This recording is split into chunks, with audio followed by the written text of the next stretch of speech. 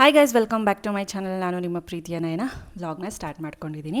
So ವ್ಲಾಗ್ನ ಶುರು ಮಾಡ್ತಾ ಮಾಡ್ತಾ ಇವತ್ತು ನಾನು ನಿಮಗೆ ಒಂದು 2 ರೆಸಿಪೀಸ್ನ ತೋರಿಸ್ತೀನಿ. ತುಂಬ ಸಿಂಪಲ್ಲಾಗಿ ಟೇಸ್ಟಿಯಾಗಿ ಆಗೋಗುತ್ತೆ. ತೋರಿಸ್ತೀನಿ ಯಾವ ರೆಸಿಪೀಸ್ ಅಂತ. ಇನ್ನು ಬೆಳಗ್ಗೆ ಎದ್ದು ಮಾಮೂಲಿ ರೊಟೀನ್ ತಿಂಡಿ ಮಾಡೋದು, ಮಧ್ಯಾಹ್ನಕ್ಕೆ ಸಾಂಬಾರು ಮಾಡಿಡೋದು. ಸೊ ನಮ್ಮ ಮನೇಲೆಲ್ಲ ಮಧ್ಯಾಹ್ನಕ್ಕೆ ಸಪ್ರೇಟ್ ಸಾಂಬಾರು ಅದನ್ನೆಲ್ಲ ಮಾಡಿಡಲ್ಲ. ಬೆಳಗ್ಗೆನೇ ತಿಂಡಿ ಜೊತೆಗೇ ಸಾಂಬಾರು ಕೂಡ ಮಾಡಿಬಿಡ್ತೀವಿ. ರಾತ್ರಿಗೆ ಮಿಕ್ಕಿದ್ರೆ ಚಪಾತಿ ರೊಟ್ಟಿ ಮಾಡ್ಕೊಳ್ತೀವಿ, ಇಲ್ಲ ಖಾಲಿ ಆಗೋಗ್ಬಿಟ್ರೆ ಸೊ ಮತ್ತೊಂದು ತಿಂಡಿ ಐಟಮ್ ಮಾಡ್ಕೊಳ್ತೀವಿ ಈ ಥರ. ಇನ್ನು ಇವತ್ತು ಒಂದು ರೆಸಿಪಿ ಅಂತ ಹೇಳಿದೆ. ಸೊ 2ರಲ್ಲಿ ಇದೊಂದು ರೆಸಿಪಿ ಮೂಲಂಗಿ ಚಟ್ನಿ ಅಂತ. ಸಖತ್ ಈಸಿ, ತುಂಬ ಟೇಸ್ಟಿಯಾಗಿರುತ್ತೆ. ಚಪಾತಿ ಮುದ್ದೆಗಂತೂ ಹೇಳಿ ಮಾಡಿಸ್ದಂಗಿರುತ್ತೆ. ಮುದ್ದೆ ಫಸ್ಟ್ ಪ್ರಿಫ್ರೆನ್ಸು ಇದಕ್ಕೆ ಕಾಂಬಿನೇಷನು. ಮಾಮೂಲಿ ಮೂಲಂಗಿ ಎಲ್ಲ ನಾನು ಪೀಲ್ ಮಾಡಿಕೊಂಡು ಚಿಕ್ಕ ಚಿಕ್ಕದಾಗಿ ಕಟ್ ಮಾಡ್ಕೊಳ್ತೀನಿ.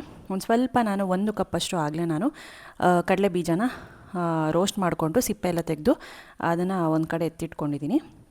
ಈಗ ಈ ಸೈಜಲ್ಲಿ ಆ ಮೂಲಂಗಿನ ಕಟ್ ಮಾಡ್ಕೋಬೇಕು. ಮೂಲಂಗಿ ತಿಂದರೆ ಎಷ್ಟು ಒಳ್ಳೆಯದು ಅಂತ ಎಲ್ರಿಗೂ ಗೊತ್ತೇ ಇರುತ್ತೆ.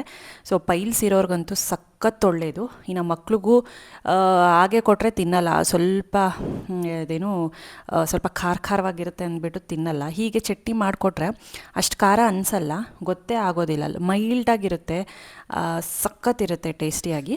ಸೊ ಈ ರೀತಿ ನಾನು ಕಟ್ ಮಾಡಿ ಇಟ್ಕೊಂಡಿದ್ದೀನಿ ಮೂಲಂಗಿನ. ಈಗ ಕಡಲೆ ಬೀಜನ ಆಗಲೇ ಹುರ್ಕೊಂಡು ಸಿಪ್ಪೆ ತೆಗೆದು ಇಟ್ಕೊಂಡಿದ್ದೀನಿ. ಅದೇ ಬಾಣಲಿಗೆ ನಾನು ಸ್ವಲ್ಪ ಒಣಮೆಣ್ಸಿನ್ಕಾಯಿ ಖಾರಕ್ಕೆ ನೋಡಿಕೊಂಡು, ಹಾಗೆ ಒಂದು ಪೂರ್ತಿ ಬೆಳ್ಳುಳ್ಳಿನ ಹಾಕ್ಕೊಂಡಿದ್ದೀನಿ, ಹಾಗೆ ಕರಿಬೇವಿನ ಸೊಪ್ಪು ಇದನ್ನು ಹಾಕ್ಕೊಂಡು ಡ್ರೈ ರೋಸ್ಟ್ ಮಾಡ್ಕೊಳ್ತೀನಿ ಲೋ ಫ್ಲೇಮಲ್ಲಿ ಇಟ್ಕೊಂಡು. ಇದೊಂದು ಸ್ವಲ್ಪ ಫ್ರೈ ಆದಮೇಲೆ ನಾನೊಂದು ಸ್ವಲ್ಪ ಜೀರಿಗೆನ 1 ಸ್ಪೂನಷ್ಟು ಜೀರಿಗೆನ ಹಾಕ್ಕೊಳ್ತೀನಿ. ಒಳ್ಳೆ ಫ್ಲೇವರ್ ಕೊಡುತ್ತೆ, ಡೈಜೆಷನ್ಗೂ ತುಂಬ ಆಗುತ್ತೆ. ಪ್ರತಿಯೊಂದು ಚಟ್ನಿಗೂ ನಾನು ಜೀರಿಗೆನ ಯೂಸ್ ಮಾಡ್ತೀನಿ. ಪ್ರತಿಯೊಂದು ಅಡುಗೆಗೂ ನಾನು ಯಾವುದೋ ಒಂದು ರೀತಿಯಲ್ಲಿ ಜೀರಿಗೆನ ಬಳಸ್ತಾನೆ ಇರ್ತೀನಿ. ಜೀರಾ ಇಲ್ಲ ಅಂದರೆ ಜೀರಾ ಪೌಡರ್ ಈ ಥರ. ಸೊ ಇದಿಷ್ಟೇ. ಒಂದು ಸ್ವಲ್ಪ ನಾನು ಹುಣಸೆಹಣ್ಣು ಕೂಡ ಹಾಕ್ಕೊಂಡು ಡ್ರೈ ರೋಸ್ಟ್ ಮಾಡಿಕೊಂಡು ತಣ್ಣಗಾದ್ಮೇಲೆ ಈಗ ನಾನು ಒಂದು ಮಿಕ್ಸಿ ಜಾರ್ಗೆ ಹಾಕ್ಕೊಳ್ತಾ ಇದ್ದೀನಿ. ಮಿಕ್ಸಿ ಜಾರ್ಗೆ ಹಾಕ್ಕೊಂಡು ಈಗ ನಾನು ಸಿಪ್ಪೆನೂ ತೆಗೆದುಬಿಟ್ಟು ಒಂದೊಂದು ಸಲ ಸಿಪ್ಪೆ ಸಮೇತನೇ ಹಾಕ್ತೀನಿ, ಒಂದೊಂದು ಸಲ ಸಿಪ್ಪೆ ತೆಗೆದಲ್ಲೇ ನಾನು ಹಾಗೆ ಹಾಕ್ತೀನಿ. ಸೊ ಒಂದು ಸ್ವಲ್ಪ ಲೈಟಾಗಿ ಸಿಪ್ಪೆನ ತೆಗೆದುಬಿಟ್ಟು ಇದಕ್ಕೆ ಹಾಕ್ಕೊಳ್ತಾ ಇದ್ದೀನಿ. ಸೊ ಇದಿಷ್ಟೇ. ಮತ್ತು ರುಚಿಗೆ ತಕ್ಕಷ್ಟು ಉಪ್ಪನ್ನ ಹಾಕ್ಕೋಬೇಕು. ಬೇಕಿದ್ದರೆ ನೀವು ಒಂದು ಸ್ವಲ್ಪ ಇದೇನು ಹಿಂಗು ಇದನ್ನು ಕೂಡ ಹಾಕ್ಕೋಬೋದು ನಿಮ್ಗೆ ಇಷ್ಟ ಆದರೆ. ನಾನು ಒಂದೊಂದು ಸಲ ಹಾಕ್ತೀನಿ, ಒಂದೊಂದು ಸರ್ತಿ ಏನು ಹಾಕೋದಿಲ್ಲ. ರುಚಿಗೆ ತಕ್ಕಷ್ಟು ಉಪ್ಪನ್ನ ಹಾಕಿಬಿಟ್ಟು ಈಗ ಫಸ್ಟು ನೀರು ಹಾಕ್ದಲ್ಲೇ ರುಬ್ಕೊಂಡು ಆಮೇಲೆ ನೀರು ಹಾಕ್ಕೊಂಡು ಈ ರೀತಿಯಾಗಿ ಮಾಮೂಲಿ ನಾವು ದೋಸೆಗೆಲ್ಲ ಹೇಗೆ ಚಟ್ನಿ ಮಾಡ್ತೀವಿ, ಸೊ ಈ ರೀತಿ ಈ ಕನ್ಸಿಸ್ಟೆನ್ಸಿಲಿ, ಜಾಸ್ತಿ ತೆಳ್ಳಗೂ ಇರಬಾರ್ದು ಗಟ್ಟಿಗೂ ಇರಬಾರ್ದು, ಈ ಕನ್ಸಿಸ್ಟೆನ್ಸಿಲಿ ಇರಬೇಕು. ಸೊ ಇದನ್ನು ಒಂದು ಬೌಲ್ಗೆ ಟ್ರಾನ್ಸ್ಫರ್ ಮಾಡಿಕೊಂಡು ಇವಾಗ ಕಟ್ ಮಾಡಿ ಇಟ್ಕೊಂಡಿದ್ನಲ್ಲ ಮೂಲಂಗಿ, ಒಂದು ಸ್ವಲ್ಪ ಮೀಡಿಯಮ್ ಸೈಜ್ ಇದ್ದರೆ ತಿನ್ನೋಕ್ಕೆ ಚೆನ್ನಾಗಿರುತ್ತೆ, ಬಾಯಿಗೆ ಹಲ್ಲಿಗೆ ಸಿಕ್ಕಾಗ. ಪೂರ್ತಿ ಚಿಕ್ಕದಾದರೆ ಒಂಥರ ಚೆನ್ನಾಗಿರೋದಿಲ್ಲ. ಒಂದು ಸ್ವಲ್ಪ ಮೀಡಿಯಮಾಗಿ ಈ ಥರ ಸೈಜಲ್ಲಿ ಕಟ್ ಮಾಡಿಕೊಂಡ್ರೆ ಸಾಕು. ಇದನ್ನು ಹಾಕ್ಕೊಂಡು ಒಂದು 4 ದೊಡ್ಡ ದೊಡ್ಡ ಮೂಲಂಗಿನ ಹಾಕ್ಕೊಂಡಿದ್ದೀನಿ ಇಷ್ಟು ಕಡಲೆ ಬೀಜಕ್ಕೆ. ಮೂಲಂಗಿ ಒಂದು ಸ್ವಲ್ಪ ಎದ್ದು ಕಾಣಿಸ್ಬೇಕು, ಕಡಲೆ ಬೀಜದೇನಿದೆ ಚಟ್ನಿ ಒಂದು ಸ್ವಲ್ಪ ಕಡಿಮೆ ಕನ್ಸಿಸ್ಟೆನ್ಸಿಲಿ ಇರಬೇಕು. ಸೊ ಇದಿಷ್ಟೇ. ಮುದ್ದೆ ಚಪಾತಿ ಅನ್ನಕ್ಕೆ ಸೂಪರ್ ಟೇಸ್ಟಿಯಾಗಿರುತ್ತೆ. ಇನ್ನು ನಾನು ವರ್ಕ್ ಮಾಡ್ತಾ ಜೊತೆಗೇ ಒಂದೊಂದು ಸತಿ ಪಾಪನ ಎತ್ಕೊಂಡಿರ್ತೀನಿ, ಪಕ್ಕದಲ್ಲೇ ಮಲ್ಕೊಂಡಿರ್ತಾಳಲ್ಲ, ಇವಾಗೇನು ಎವ್ರಿ ಟೈಮ್ ಮಲ್ಕೊಂಡೇ ಇರ್ತಾಳೆ. ತಂಗಿ ಸ್ನಾನಕ್ಕೆ ಹೋಗಿದ್ದಾಗ, ಅಮ್ಮ ಕೆಲಸ ಮಾಡ್ಕೊಂಡಾಗ ಯಾರೂ ನೋಡ್ಕೊಳಕ್ಕಿರಲ್ವಲ್ಲ, ಹಾಗಾಗಿ ನಾನು ಇವಾಗ ವರ್ಕ್ ಫ್ರಮ್ ಹೋಮ್ ಆಗಿರೋದ್ರಿಂದ ನಾನೇ ನೋಡ್ಕೊತಿರ್ತೀನಿ. ಒಂದೊಂದು ಸತಿ ಹಿಂಗೆ ತೊಡೆ ಮೇಲೆ ಹಾಕ್ಕೊಂಡು ಹಿಂಗೆ ಕಾಲು ಅಲ್ಲಾಡಿಸ್ತಿದ್ರೆ ಅವಳೇ ಆರಾಮಾಗಿ ಮಲ್ಕೊಂಡ್ಬಿಡ್ತಾಳೆ. ಎದ್ದಾಗ ಮಾತ್ರ ಮಲ್ಕೊಂಡಿದ್ದ ತಕ್ಷಣ ಮತ್ತೆ ಕೆಳಗಡೆ ಮಲಗಿಸ್ಬಿಡ್ತೀನಿ. ಏನಕ್ಕಂದರೆ ಜಾಸ್ತಿ ಮಕ್ಕಳನ್ನ ಎತ್ಕೊಂಡಷ್ಟು ಅದೇ ರೂಢಿ ಆಗಿಬಿಡುತ್ತೆ, ಯಾವಾಗಲೂ ಎತ್ಕೊಳ್ಳೇಬೇಕು ಅನ್ನೋ ಥರನೇ ಆಗ್ತಾರೆ. ಸೊ ಹಂಗೆ ಕೆಲಸ ಮಾಡ್ಕೊಂಡು ಪಾಪನೂ ನೋಡಿಕೊಂಡು ಅವಳ ಜೊತೆ ಎಂಜಾಯ್ ಮಾಡ್ಕೊಂಡಿದ್ದೆ. ಇನ್ನು ಸಂಜೆ ಎಲ್ಲ ಕೆಲಸ ಮುಗಿಸ್ಕೊಂಡು ಕಾಫಿ ಟೀ ಟೈಮ್ ಇದು ಸಂಜೆ. ಆಲ್ಮೋಸ್ಟ್ ನಾನೊಂದು 5:30 6 ಗಂಟೆ ಈ ಟೈಮಲ್ಲಿ ಕೆಲಸ ಲಾಗೌಟ್ ಆಗ್ತೀನಿ. ಅದಾದ್ರೂ ಕಾಲ್ಸ್ ಬರೋದು, ಆಮೇಲೆ ನನ್ನ ಬಿಸ್ನೆಸ್ ಏನಿದೆ ಅದ್ರದ್ದೆಲ್ಲ ನಡೀತಾನೆ ಇರುತ್ತೆ. ನಂದೇನಿದೆ 24 ಗಂಟೆ ನಡೀತಾನೆ ಇರುತ್ತೆ. ಸೊ ಆ ಥರ ಎನಿ ಟೈಮ್ ನಾವು ಅದಕ್ಕೆ ರೆಸ್ಪಾನ್ಸ್ ಮಾಡ್ತಾನೆ ಇರಬೇಕಲ್ವ. ಹಾಗಾಗಿ ಇನ್ನು ಇದು ಪ್ರಕುಲ್ಗೆ ಅವರು ಅವಾಗ ಒಂದು 4-5 ಇಯರ್ಸ್ ಬ್ಯಾಕ್ ಅವ್ರು ಚಿಕ್ಕಿ ಕೊಟ್ಟಿರೋವಂಥ ಗಿಫ್ಟು. ಅವ್ನು ಚಿಕ್ಕವನಿದ್ದಾಗ ತೆಗೆಸಿರೋ ಒಂದು ಫೋಟೋ ಮಗ್ಗೆಲ್ಲ ಹಾಕ್ಬಿಟ್ಟು ಬರ್ತ್ಡೇಗೆ ಕೊಟ್ಟಿರೋವಂಥದ್ದು. ಕ್ಯೂಟಾಗಿದ್ದಾನೆ ಪ್ರಕುಲು, ಬೆಳ್ಳಗಿದ್ದ ನೋಡೋದಕ್ಕೆ.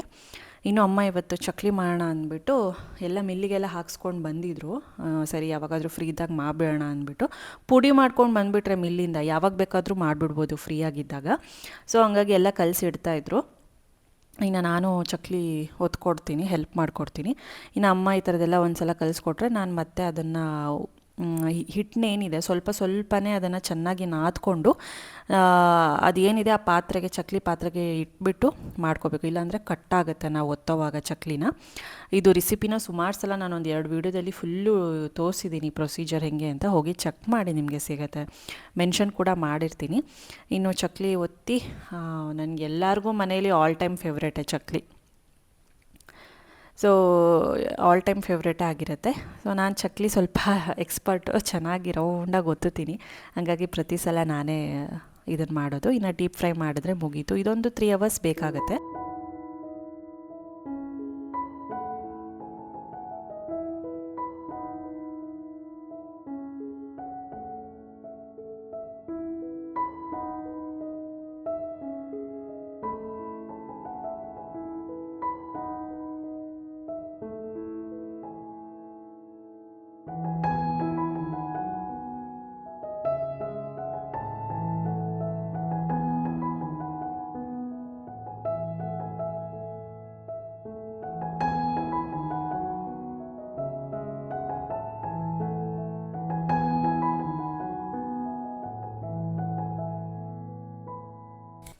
ಹಾಗೆ ಇದು ಇನ್ನೊಂದು ರೆಸಿಪಿನ ತೋರಿಸ್ತಾ ಇದ್ದೀನಿ. ಸೊ ಅದೇ ಬೀಟ್ರೂಟ್ ಪಲಾವ್. ನಾವು ಸುಮಾರಾಗಿ ತರಕಾರಿ ಪಲಾವ್ ತಿಂದು ನನಗಂತೂ ಬೇಜಾರೇ ಆಗೋಗ್ಬಿಟ್ಟಿದೆ. ಸೊ ಈ ಸಲ ನನಗೂ ಸ್ವಲ್ಪ ಡಿಫ್ರೆಂಟ್ ಆಗಿರಲಿ ನನ್ನ ಬಾಯಿ ರುಚಿಗೆ ಅಂದ್ಬಿಟ್ಟು ನಿಮಗೂ ಕೂಡ ತೋರಿಸ್ತಾ ಇದ್ದೀನಿ. ಮೊದಲು ಎಣ್ಣೆ ಹಾಕಿಬಿಟ್ಟು ಮಾಮೂಲಿ ಪಲಾವ್ ಎಲೆ, ಸ್ಪೈಸಸ್ ಎಲ್ಲ ಬರುತ್ತಲ್ಲ, ಲವಂಗ, ಏಲಕ್ಕಿ, ಜೀರಿಗೆ, ಸಾಸಿವೆ ಮತ್ತು ಚಕ್ಕೆ, ಅನಾನಸು, ಮೊಗ್ಗು ಇದನ್ನೆಲ್ಲ ಹಾಕಿ ಒಂದು ಸ್ವಲ್ಪ ಗೋಡಂಬಿ ಕೂಡ ಹಾಕ್ತಾಯಿದ್ದೀನಿ. ತುಂಬ ಟೇಸ್ಟಿಯಾಗಿರುತ್ತೆ. ಈರುಳ್ಳಿ ಹಾಕಿಬಿಟ್ಟು ಚೆನ್ನಾಗಿ ಫ್ರೈ ಮಾಡಿಬಿಟ್ಟು ಒಂದು ಸ್ವಲ್ಪ ಶುಂಠಿ ಬೆಳ್ಳುಳ್ಳಿ ಪೇಸ್ಟನ್ನ ಹಾಕ್ಕೊಳ್ತೀನಿ. ಶುಂಠಿ ಬೆಳ್ಳುಳ್ಳಿ ಪೇಸ್ಟು ಹಸಿ ವಾಸನೆ ಎಲ್ಲ ಹೋಗಬೇಕು, ಅಲ್ಲಿವರೆಗೂ ಚೆನ್ನಾಗಿ ಬಾಡಿಸ್ಕೋಬೇಕಾಗುತ್ತೆ. ಸೊ ಈಗ ನೆಕ್ಸ್ಟ್ ನಾನು ಟೊಮೆಟೊನ ಹಾಕ್ಕೊಳ್ತಾ ಇದ್ದೀನಿ. ಒಂದು ಸ್ವಲ್ಪ ಹಣ್ಣಾಗಿರೋದು ಒಂದು ಚಿಕ್ಕ ಸೈಜಲ್ಲಿರೋ 2 ಟೊಮೆಟೊನ ಹಾಕ್ಕೊಳ್ತಾ ಇದ್ದೀನಿ. ಟೊಮೆಟೊ ಕೂಡ ಚೆನ್ನಾಗಿ ಸ್ಮ್ಯಾಶ್ ಆಗಬೇಕು. ಸ್ಮ್ಯಾಶ್ ಆದಮೇಲೆ ನಾನೊಂದು ಸ್ವಲ್ಪ ಅರಿಶಿನ ಹಾಕ್ಕೊಳ್ತಾ ಇದ್ದೀನಿ. ಸೊ ಅರಿಶಿನ ಕಂಪಲ್ಸರಿ ನಮ್ಮ ಇಂಡಿಯಾ ಕಡೆ, ಏನಕ್ಕೆ ಅಂತ ನಿಮಗೆ ಗೊತ್ತಿರುತ್ತೆ, ಆ್ಯಂಟಿ ಮೈಕ್ರೋಬಿಯಲ್ ಪ್ರಾಪರ್ಟೀಸ್ ತುಂಬ ಇರುತ್ತೆ, ಆ್ಯಂಟಿ ಫಂಗಲ್ ಪ್ರಾಪರ್ಟೀಸ್ ತುಂಬ ಇರುತ್ತೆ. ಹಾಗೆ ಖಾರಕ್ಕೆ ಅಚ್ಕಾರದ ಪುಡಿ ಹಾಕ್ಕೊಂಡು ಒಂದು ಸ್ವಲ್ಪ ಧನಿಯಾ ಪುಡಿನ ಹಾಕ್ಕೊಳ್ತಾ ಇದ್ದೀನಿ. ಹಾಗೆ ಒಂದು ಸ್ವಲ್ಪ ಗರಂ ಮಸಾಲಾನ ಹಾಕ್ಕೊಂಡು ಚೆನ್ನಾಗಿ ಫ್ರೈ ಮಾಡ್ಕೊಳ್ತೀನಿ. ಇಷ್ಟೇ ಮಸಾಲೆಗಳು ತುಂಬ ನಾನು ಮೈಲ್ಡಾಗಿ ಹಾಕ್ತೀನಿ, ಜಾಸ್ತಿ ಹಾಕಲ್ಲ. ಹಾಕಿದ್ರೂ ಒಂದೊಂದು ಸ್ಪೂನು ಇಲ್ಲ ಅರ್ಧ ಸ್ಪೂನು ಈ ರೀತಿ ಹಾಕ್ಕೊಳ್ತೀನಿ ಅಷ್ಟೇ ನಾನು. ಇದು ಚೆನ್ನಾಗಿ ಒಂದು ಸ್ವಲ್ಪ ಮಸಾಲೆ ಸ್ಮೆಲ್ಲೆಲ್ಲ ಹೋದ್ಮೇಲೆ ಈಗ ಬೀಟ್ರೂಟು ಮತ್ತು ಕ್ಯಾರೆಟು ಈ ರೀತಿ ಸ್ವಲ್ಪ ಮೀಡಿಯಮ್ ಸೈಜಲ್ಲಿ ಕಟ್ ಮಾಡಿ ಇಟ್ಕೊಂಡಿದ್ದೀನಿ. ಹಾಗೆ ಹಸಿ ಬಟಾಣಿ. ಸೊ ನೀವು 1 ಬಟಾಣಿ ಇದ್ದರೆ ಓವರ್ನೈಟ್ ಎಲ್ಲ ನೆನೆಸ್ಬಿಟ್ಟು ಅದನ್ನು ಬೆಳಗ್ಗೆ ಯೂಸ್ ಮಾಡ್ಕೋಬೋದು. ನಮ್ಮ ಮನೇಲಿ ಹಸಿ ಬಟಾಣಿ ಇತ್ತು, ಅದನ್ನೇ ಹಾಕ್ತಾಯಿದ್ದೀನಿ. ಸೊ ಪಲಾವ್ಗೆ ಬಟಾಣಿ ಹಾಕಿದ್ರೇ ಅದು ಪಲಾವ್ ಆಗೋದು. ಬಟಾಣಿ ಇಲ್ಲಾಂದರೆ ಅದು ಪಲಾವ್ ಅಂತ ಅನ್ಸಲ್ಲ, ಅದು ಟೇಸ್ಟು ಅಂತಲೂ ಅನ್ಸಲ್ಲ. ಸಕ್ಕತ್ತಾಗಿರುತ್ತೆ, ಟ್ರೈ ಮಾಡಿ, ಮಕ್ಕಳು ಇಷ್ಟಪಟ್ಟು ತಿಂತಾರೆ. ಕಲರ್ಫುಲ್ಲಾಗಿ ಬರುತ್ತೆ, ರೆಡ್ ಆರೆಂಜ್ ಮಿಕ್ಸ್ ಆಗಿ ಒಂಥರ ಕಲರ್ ಬರುತ್ತೆ ಅದು ಪಲಾವು, ಸಖತ್ತಿರುತ್ತೆ, ಟ್ರೈ ಮಾಡಿ ನೋಡಿ. ಇಷ್ಟೇ. ಇನ್ನು 2 ಗ್ಲಾಸು ಅಕ್ಕಿಗೆ 4 ಲೋಟ ನೀರು ಹಾಕ್ಕೊಂಡು ರುಚಿಗೆ ತಕ್ಕಷ್ಟು ಉಪ್ಪನ್ನ ಹಾಕ್ಕೊಳ್ತಾ ಇದ್ದೀನಿ. ಸೊ ಇಷ್ಟೇ. ಇನ್ನು ಇದು ಸ್ವಲ್ಪ ಕುದ್ದ ಮೇಲೆ ನಾನು ಅಕ್ಕಿನ ಹಾಕ್ಕೊಂಡು, ಈಗ ನಮ್ಮ ಮನೇಲಿ ಒಂದು 2.5 ಲೋಟದಷ್ಟು ನಾನು ಹಾಕ್ತೀನಿ. ಸೊ 2.5 ಲೋಟಕ್ಕೆ ಒಂದು 5 ಲೋಟ ಹಾಕ್ತೀನಿ, ಅಂದರೆ 1ಕ್ಕೆ 2 ಆ ಥರ ನೀರು ಹಾಕ್ಕೊಂಡು, ಕೊತ್ತಂಬರಿ ಸೊಪ್ಪನ್ನ ಹಾಕ್ಕೊಂಡು, ಒಂದು ಸ್ವಲ್ಪ ತುಪ್ಪ ಹಾಕ್ಕೊಂಡು, ಒಂದು ಸ್ವಲ್ಪ ನಿಂಬೆಹಣ್ಣು ರಸ ಹಾಕಿದ್ರೆ ಸಖತ್ ಟೇಸ್ಟ್ ಇರುತ್ತೆ. ಇದೆಲ್ಲ ಬ್ಯಾಲೆನ್ಸ್ ಮಾಡುತ್ತೆ, ತುಪ್ಪ ಮತ್ತು ನಿಂಬೆಹಣ್ಣು ನಾವು ಹಾಕಿದಾಗ ಪ್ರತಿಯೊಂದು ಟೇಸ್ಟು ತುಂಬ ಬ್ಯಾಲೆನ್ಸಾಗಿ ತುಂಬ ಟೇಸ್ಟಿ ಕೊಡುತ್ತೆ ನಮಗೆ. ಆ್ಯಂಡ್ ಇದೆಲ್ಲ ನಾನು ಶೂಟ್ ಮಾಡೋಕ್ಕಾಗಲಿಲ್ಲ, ಇದೆಲ್ಲ ರೆಡಿ ಆದಮೇಲೆ. ಸೊ ಹಾಗಾಗಿ ಅದೊಂದು ಕ್ಲಿಪ್ಪು ಮಿಸ್ ಆಯಿತು. ಖಂಡಿತವಾಗ್ಲೂ ಟ್ರೈ ಮಾಡಿ, ಒಳ್ಳೆ ಕಲರ್ ಕಾಂಬಿನೇಷನ್ ನಿಮಗೆ ಸಿಗುತ್ತೆ. ಲಂಚ್ ಬಾಕ್ಸ್ಗೆ ಆರಾಮಾಗಿ ಕಳಿಸ್ಬೋದು. ಒಂಥರ ಆರೆಂಜ್ ಕಲರ್ ಪಲಾವ್ ಆಗುತ್ತೆ, ಸಖತ್ತಿರುತ್ತೆ. ಇನ್ನು ಕುದ್ದ ಮೇಲೆ ನಾನು ಒಂದು 3 ವಿಸಿಲ್ ತರಿಸ್ಕೋತೀನಿ, ಸಖತ್ತಾಗುತ್ತೆ. ಇನ್ನು ಲಸಿಕಾ ಇಲ್ಲೆಲ್ಲ ನಾವು ಮೆಂತ್ಯ ಸೊಪ್ಪು, ಕೊತ್ತಂಬರಿ ಸೊಪ್ಪೆಲ್ಲ ಹಾಕ್ತಾಯಿದ್ವಿ. ಒಂದೊಂದ್ಸತಿ ಅವಳಿಗೆ ಟೈಮ್ ಇದ್ದಾಗ ತೊಗೊಂಡೋಗಿ ಏನೇನೋ ಆಟ ಆಡ್ತಿರ್ತಾಳೆ. ಇವಾಗ ಏನೂ ನಾವು ಹಾಕಿಲ್ಲ, ಜಸ್ಟ್ ಬರೀ ಮಣ್ಣಿದೆ, ಆ ಮಣ್ಣೆಲ್ಲ ತೆಗೆದುಬಿಟ್ಟು ಬೇರೆ ಮಣ್ಣು ಹಾಕಬೇಕು. ಹಂಗಾಗಿ ಸರಿ ಅಂದ್ಬಿಟ್ಟು ಅವಳು ಒಂದು ಸ್ವಲ್ಪ ಹೊತ್ತು ಮಣ್ಣಲ್ಲಿ ಆಟ ಆಡಲಿ. ಈ ಕಾಲದ ಮಕ್ಕಳು ಮಣ್ಣೆಲ್ಲಿ ನೋಡ್ತಾರೆ ಅಲ್ವಾ, ನಮ್ಮ ಕಾಲಕ್ಕೆ ಮುಗೀತದೆಲ್ಲ. ನಮ್ಮ ಪ್ರವಾಸದ್ದು ಸುಮಾರು ಜನಕ್ಕೆ ಗೊತ್ತೇ ಇದೆ, ವರ್ಕ್ ಫ್ರಮ್ ಹೋಮ್, ಹಾಗೆ ಇದು ಟ್ರಾವೆಲ್ ಮಾಡೋರು ಕಾಂಟ್ಯಾಕ್ಟ್ ಮಾಡಿ ಅಂತ ಹೇಳಿದೆ.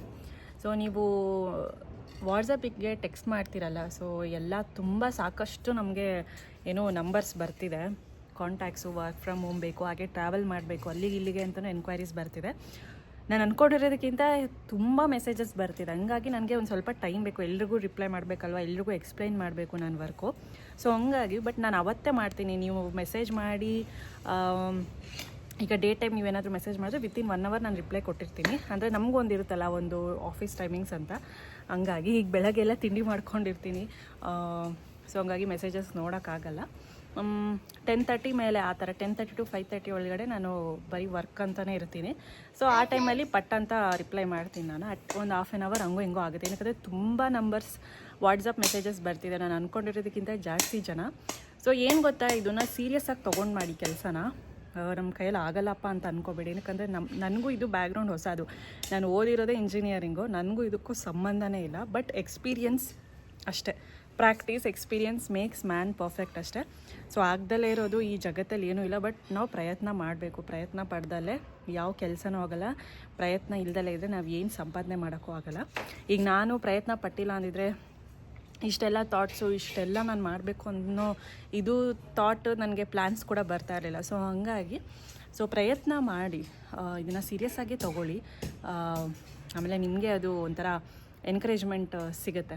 ಆ್ಯಂಡ್ ಆದಮೇಲೆ ಇದ್ರ ಬಗ್ಗೆ ನಾನೊಂದು ಸಪ್ರೇಟ್ ವೀಡಿಯೋ ಮಾಡ್ತೀನಿ, ನಾನು ಡೀಟೇಲ್ಡ್ ವೀಡಿಯೋ ಮಾಡ್ತೀನಿ. ಸುಮಾರು ಜನಕ್ಕೆ ಸುಮಾರು ಡೌಟ್ಸ್ ಇದ್ದಾವೆ. ಹೇಗೆ ಕೆಲಸ ಮಾಡೋದು, ಕೆಲವರು ಇದು ಜೆನ್ಯೂನ ಅಲ್ವಾ, ಆಮೇಲೆ ದುಡ್ಡು ಕಟ್ಟಬೇಕಾ ನಾವು ಈ ಜಾಬ್ಗೆ ಅಂತ ಸುಮಾರು ಜನ ಕೇಳ್ತಿದ್ರು. ಹಂಗಾಗಿ ನಾನು ಇದ್ರ ಬಗ್ಗೆ ಒಂದು ಸಪ್ರೇಟ್ ವೀಡಿಯೋ ಮಾಡ್ತೀನಿ. ವ್ಲಾಗಲ್ಲಿ ಹೇಳಿದ್ರೆ ಏನು ಗೊತ್ತಾ, ಮಿಸ್ ಆಗ್ತಿರ ಕೆಲವು. ಹಂಗಾಗಿ ಸಪ್ರೇಟಾಗಿ ವೀಡಿಯೋ ಮಾಡಿದ್ರೆ ನಿಮಗೆ ಕಂಪ್ಲೀಟ್ ಇನ್ಫಾರ್ಮೇಷನ್ ಸಿಗುತ್ತೆ, ಎಲ್ಲರೂ ನೋಡ್ಬೋದು. ಈಗಾಗಲೇ ಸಾಕಷ್ಟು ನಂಬರ್ಸ್ ಬಂದಿದೆ ನನಗೆ.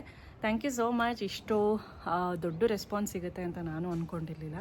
ಇವನಿಗೂ ತೋರಿಸ್ದೆ ಎಷ್ಟೊಂದು ಮೆಸೇಜಸ್ ಬಂದಿದೆ ನೋಡು ಅಂತ. ನೋಡ್ದಲ್ವಾ ಎಷ್ಟು ಬಂದಿದೆ. ನಾನು ಅಂದ್ಕೊಂಡಿದ್ದು ಇಷ್ಟು ರೆಸ್ಪಾನ್ಸ್ ಸಿಗುತ್ತೆ ಅಂತ ಅಂದ್ಕೊಂಡಿರಲಿಲ್ಲ. ಸೊ ಹಂಗಾಗಿ ಪ್ರತಿಯೊಬ್ಬರು ಯಾರೆಲ್ಲ ಮೆಸೇಜ್ ಮಾಡಿದ್ದೀರಲ್ವ ವರ್ಕ್ ಫ್ರಮ್ ಹೋಮ್ ಬೇಕು ಅಂತ, ಅವರೆಲ್ಲ ಸೀರಿಯಸ್ಸಾಗಿ ತೊಗೊಂಡು ಮಾಡಿ. ನಿಜವಾಗ್ಲೂ ಆಗುತ್ತೆ.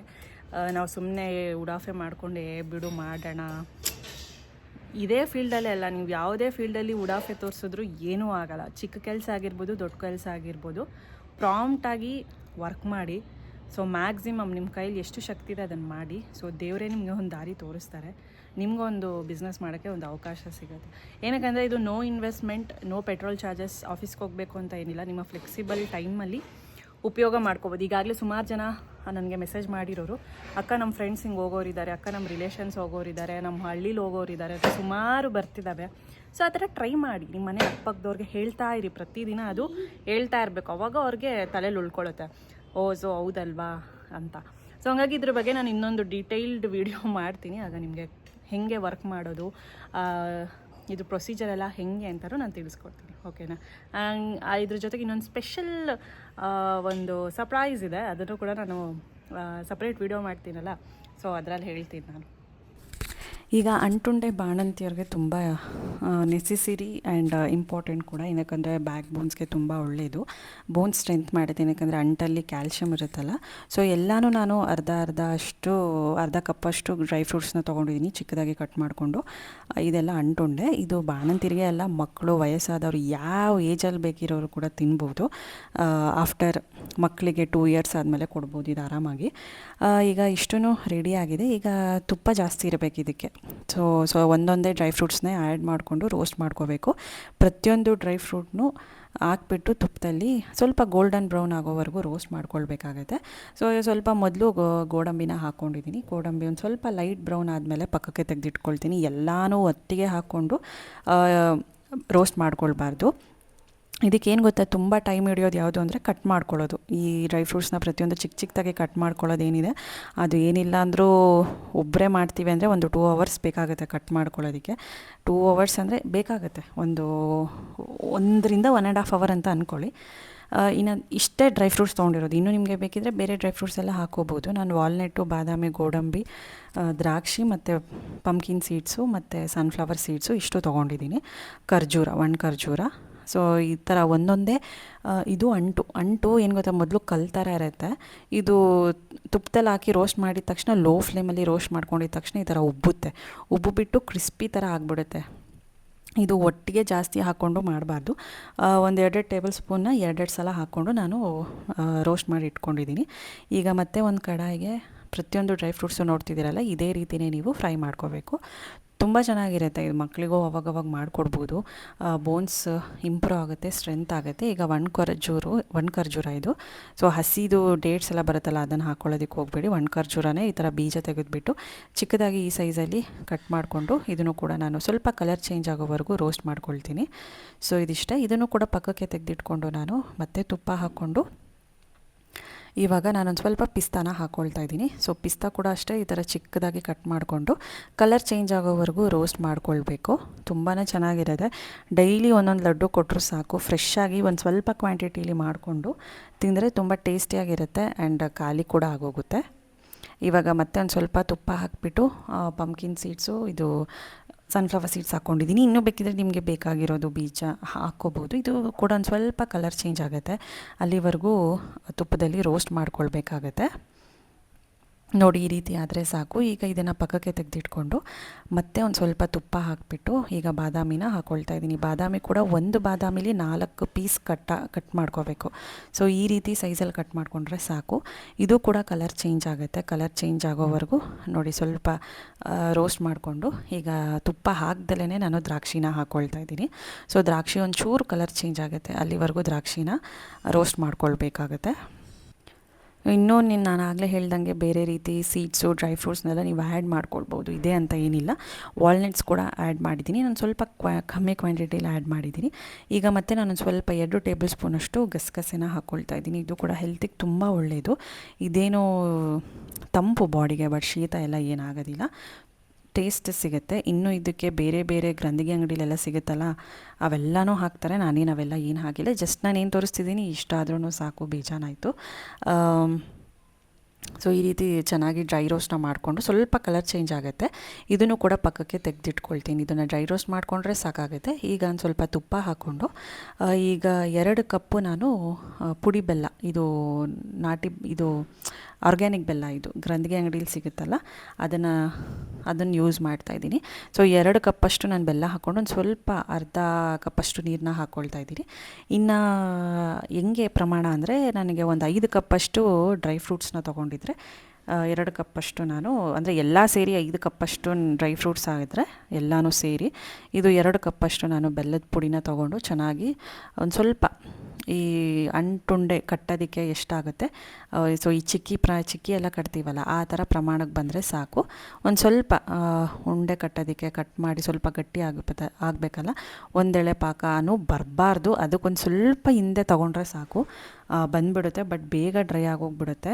ಇದು ಅಂಟುಂಡೆನೇ ಬೇರೆ, ಚಿಕ್ಕಿನೇ ಬೇರೆ. ಸೊ ಬೇಗನೆ ಇದನ್ನು ಮಾಡಿಕೊಂಡು ಡ್ರೈ ಫ್ರೂಟ್ಸಿಗೆ ಎಲ್ಲನೂ ಮಿಕ್ಸ್ ಮಾಡಿಬಿಟ್ಟು ಚೆನ್ನಾಗಿ ಹಾಕ್ಕೊಂಡು ಮಿಕ್ಸ್ ಮಾಡ್ತಾಯಿದ್ದೀನಿ. ಇದನ್ನು ಯಾವ ಶೇಪಲ್ಲಿ ಬೇಕೋ ಆ ಶೇಪಲ್ಲಿ ನೀವು ಅಂಟುಂಡೆನ ಮಾಡ್ಕೋಬೋದು. ಈ ಚಿಕ್ಕಿ ಸೈಜಲ್ಲೂ ಕೂಡ ತಟ್ಟೆಗೆ ಹಾಕ್ಬಿಟ್ಟು ಕಟ್ ಮಾಡ್ಕೊಳ್ಬೋದು, ಇಲ್ಲ ಅಂದರೆ ಈ ಥರ ಉಂಡೆಗಳು ಸಹ ಕಟ್ಬೋದು.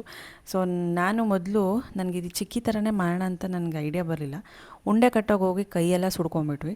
ಸರಿ ನೆಕ್ಸ್ಟ್ ಟೈಮ್ ಮಾಡಿದಾಗ ಒಂದು ಪ್ಲೇಟ್ಗೆ ಹಾಕ್ಬಿಟ್ಟು ತುಪ್ಪ ಸವರ್ಬಿಟ್ಟು ಸೇಮ್ ಚಿಕ್ಕಿ ಎಲ್ಲ ಹೆಂಗೆ ಮಾಡ್ತೀವಿ ಹಂಗೆ ಮಾಡಿ ಕಟ್ ಮಾಡಿದ್ರೆ ಬೆಸ್ಟ್ ಅಲ್ವಾ, ನಮಗೆ ಕೈಯೂ ಸುಡೋದಿಲ್ಲ. ಆಮೇಲೆ ನನಗೆ ಫ್ಲ್ಯಾಶ್ ಆಯಿತು, ಅಯ್ಯೋ ಚಿಕ್ಕಿ ಥರನೇ ಮಾಡ್ಬೋದಾಗಿತ್ತಲ್ಲ, ಸುಮ್ಮನೆ ಕೈ ಸುಡ್ಕೊಂಡ್ವಿ ಅಂತ. ಸೊ ಒಂದು ಸ್ವಲ್ಪ ಪುಡಿ ಲಾಸ್ಟ್ಗೆ ಮಿಕ್ತು. ಸೊ ಇಷ್ಟು ಸ್ವಲ್ಪ ದೊಡ್ಡ ಸೈಜಲ್ಲೇ ನಾನು ಇದನ್ನು ಮಾಡಿದ್ದೀನಿ. ಎಷ್ಟು ಸುಡುತ್ತೆ ಗೊತ್ತಾ ಕೈ, ಯಪ್ಪ. ನೆಕ್ಸ್ಟ್ ಟೈಮು ಚಿಕ್ಕಿ ಥರನೇ ಮಾಡ್ಕೊಳ್ಳಿ ನೀವು. ಇಷ್ಟೇ ಸಿಂಪಲ್ಲಾಗಿ ಈ ವಿಡಿಯೋನ ಇಲ್ಲಿಗೆ ಎಂಡ್ ಮಾಡ್ತೀನಿ. ಇಷ್ಟ ಆದರೆ like, share, comment and subscribe. ಮತ್ತೆ ಸಿಗ್ತೀನಿ. Bye, take care, lots of love.